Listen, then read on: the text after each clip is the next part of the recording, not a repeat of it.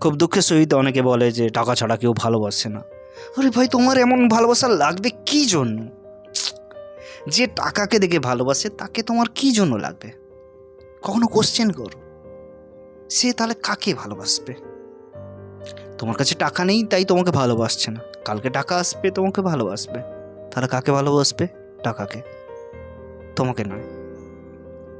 তোমাকে রেসপেক্ট না করে সে টাকাকে রেসপেক্ট করবে। এমন মানুষকে তোমার চাই। এমন মানুষ তোমার পাশে থাকা আর না থাকা তো একই ব্যাপার। এসব মানুষ তো যে কোনো মুহূর্তে তোমার পিঠে ছুরি মারতে পারে। হ্যাঁ, কারণ সে তো টাকাকে ভালোবাসে। যে কোনো সময় তোমাকে ছেড়ে যেতে পারে। আজকে তোমার কাছে টাকা আছে, কালকে তোমার কাছে টাকা থাকলো না। ভেবে দেখো, যার কাছে টাকা থাকবে তার কাছে পালিয়ে যাবে। বুঝতে পারছো? এসব ভুলভাল চিন্তা ভাবনা নিয়ে চলো না। এটাকে দুঃখের সহিত বলো না, গর্বের সহিত বলো, হ্যাঁ ভাই, টাকা ছাড়া কেউ ভালোবাসে না, আর ওদের না বাসাটাই ভালো। ভাগ্যিস আমার কাছে টাকা নেই, বেঁচে গেছি। টাকা থাকলে আমি বুঝতেই পারতাম না কে আমার আপন, কে আমার পর, কে আমাকে টাকার জন্য ভালোবাসে আর কে এমনি এমনি ভালোবাসে। ভেবে দেখো, টাকা ছাড়া কেউ ভালোবাসে না, রেসপেক্ট করে না, দরকার নেই। আমার প্রকৃতি মা আছে, আমার ভগবান আছে, আমার মা বাবা আছে, আমার কাছে আমি আছি। যে টাকা থাকুক থোড়ি না থাকুক, নিজেকে নিজে ভালোবাসে। বাসবো আমি নিজেকে ভালো, রেসপেক্ট করবো নিজেকে, খুব খুব খুব কারোর উপরে ডিপেন্ডেবল থাকবো না।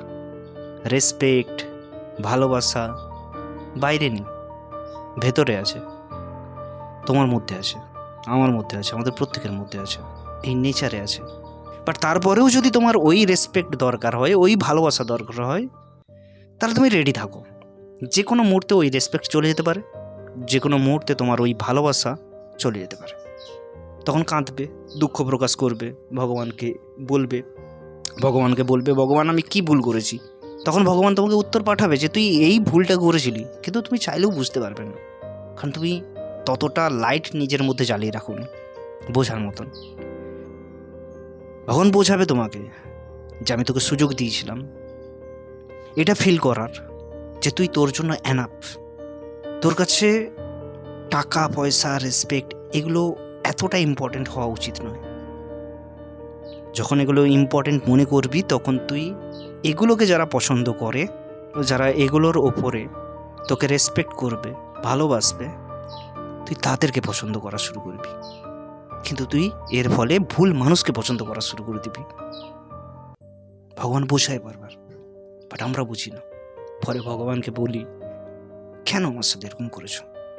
কারণ আমরা তাকে বুঝি না, তাকে কখনো খুঁজি না, খালি বিশ্বাস করি, মানি। আমরা মন্দিরে আছে, না হয়তো মসজিদে আছে, না হয়তো এখানে ওপরে আছে। ভগবান সব জায়গাতে আছে।